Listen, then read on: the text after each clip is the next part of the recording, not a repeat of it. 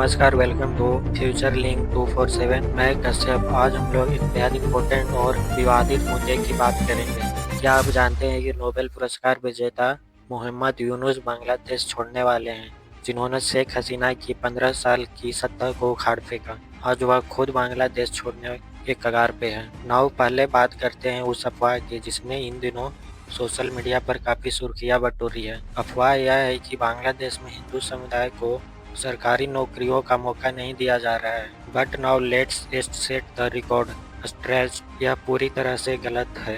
In fact Bangladesh सरकार ने हाल ही में इस तरह के दावों को खारिज किया। सरकार के अनुसार उनके यहाँ सरकारी नौकरियों में किसी भी प्रकार का धार्मिक भेदभाव नहीं होता है। यह अफवाह केवल लोगों के बीच धार्मिक तनाव पैदा करने के लिए फैलाई जा रही है। रियली यह जरूरी भी है कि ऐसी झूठी खबरों से सावधान रहें और सही जानकारी पर भरोसा करें। इनफैक्ट बांग्लादेश पिछले कुछ समय से गंभीर राजनीतिक और सामाजिक संकट से जूझ रहा है। सरकार की बढ़ती इन्फ्लुएंस और ओपोजिशन के दबाव के माहौल को बहुत ज़्यादा टेंस कर दिया है। बांग्लादेश में शेख हसीना की सरकार लगातार भारत के साथ अपने रिश्तों को मजबूत करने की कोशिश कर रही है, जबकि विपक्ष और कट्टरपंथी गुट भारत विरोध रुख अपना रहे हैं। सिंस कुछ महीने से बांग्लादेश के आर्मी चीफ का बयान भी इस बात को साबित करता है कि भारत और बांग्लादेश के रिश्ते अब और भी क्लोजर हो गए हैं। उन्होंने कहा, India is not just a neighbour but a partner in progress. लेकिन क्या इसके पीछे सिर्फ पॉलिटिकल हित छुपे हुए हैं? क्या बांग्लादेश की सरकार वास्तव में भारतीय मदद की मोहताज है? इनफैक्ट हाल ही की आई कुछ रिपोर्ट बताती है कि बांग्लादेश में खाद्य वस्तुओं की कीमत तेजी से बढ़ रही है।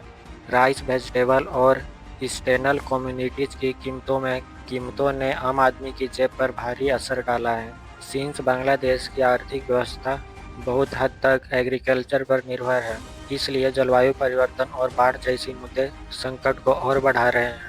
रियली संयुक्त राष्ट्र ने भी यह स्थिति को देखकर चिंता जताई है। बांग्लादेश सरकार का कहना है कि वह स्थिति को काबू करने की कोशिश कर रही है, लेकिन क्या यह प्रयास इसके लिए सेटिस्फाइड है? इनफैक्ट कुछ लोग यह भी मानते हैं कि सरकार की प्राथमिकताएं ही गलत है। नाउ अब बात करते हैं मोहम्मद यूनुस की, जो एक समय में बांग्लादेश की इकोनॉमिक रिवाइवल के प्रतीक थे। नाउ वह अभी राजनीतिक संकट का शिकार हो गए हैं। कुछ रिपोर्ट के मुताबिक उन पर लगभग 100 से भी ज्यादा लीगल केस सरकार समर्थक संगठनों ने दायर किया है। नाउ यह बांग्लादेश की राजनीतिक में एक दबाव का संकेत दे रहा है। क्या यह उसके खिलाफ एक पॉलिटिकल मूव हो सकता है? बांग्लादेश में पॉलिटिकल इंस्टेबिलिटी अब इतना बढ़ चुका है कि यह यूनुस के लिए एक मुश्किल दौर बन चुका है। बात करें इंटरनेशनल प्रेशर की, तो वह बांग्लादेश पर काफी बढ़ रहा है। अमेरिका और यूरोपीय यूनियन ने सरकार से अपील की है कि वह यूनुस के खिलाफ हो रही कानूनी कार्रवाई को रोके। क्या यह दबाव बांग्लादेश की सरकार को चेंज कर पाएगा या फिर यह संकट अभी और बढ़ेगा? आखिरकार अगर डोनाल्ड ट्रंप फिर से राष्ट्रपति बनते हैं तो वह बांग्लादेश की राजनीति पर बहुत बड़ा असर पड़ सकता है, क्योंकि अमेरिका पे हाल ही में हुए ड्रग टेरर अटैक में ट्रंप पहले से ही भड़के हुए हैं।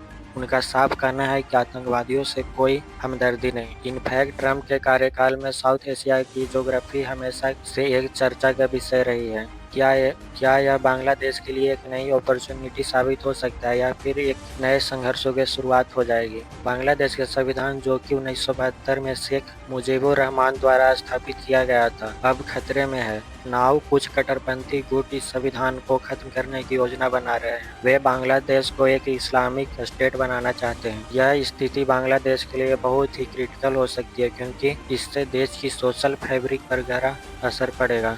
नाउ मोहम्मद यूनुस के लिए अब यही सवाल है कि वह बांग्लादेश में इस दबाव को सह सकते हैं या वह देश छोड़ देंगे और विदेश में शरण लेंगे। क्या पॉपुलेशन प्रेशर और लीगल केसेस के कारण यूनुस का बांग्लादेश में सफर समाप्त हो जाएगा? क्या आपको लगता है कि बांग्लादेश इन चुनौतियों को हल कर पाएगा? और इस तरह के अफवाहों जैसे हिंदू समुदाय के खिलाफ भेदभाव देश को और नुकसान पहुंचा रही है। आपकी राय हमें कमेंट में ज़रूर बताएं। अगर आप हमारे चैनल पर नए हो तो चैनल को सब्सक्राइब कर लें, बेल आइकन दबाएं ताकि आपको हर अपडेट सबसे पहले मिले।